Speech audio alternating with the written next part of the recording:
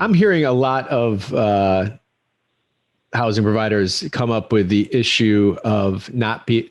Most of the tenants are trying to beat the system right now or take advantage of the system.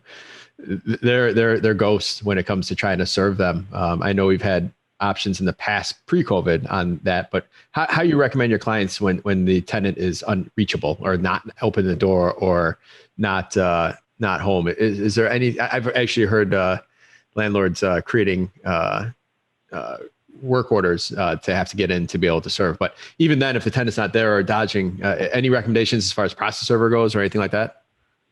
Yeah, there's, you have really the main key is getting these documents served in person. And to your point, Mark, it can be super challenging. You can go out 20 times and sometimes not be able to reach them for a number of different reasons. A couple things that I know that landlords have done in the past that have worked. One is they will go do a full maintenance sweep of the property. That being you're doing the proper notification, meaning like, 48 hour notice. You give it to them or stick it on the door on a Monday and you go on a Wednesday and throughout the entire hallway and you address, maybe it's light bulbs you're looking at, maybe it's general maintenance or a wellness check, whatever, but you have an option to visit tenants, make repairs, so long as you've given proper 48-hour notice.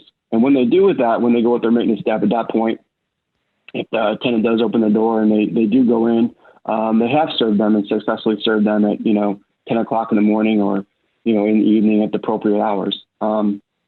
That being said, if you're not comfortable with that approach, you can certainly engage a process server. That's going to range anywhere from, $60 to $150, depending on what they're doing and how oftentimes they're out there. So those are the two best options that we've learned of in the past. The other landlords are using, and those seem to be pretty good solutions. Got it. Taking one step back here, Tom, does the process change if the tenant is currently under lease and not paying, or if their lease has expired?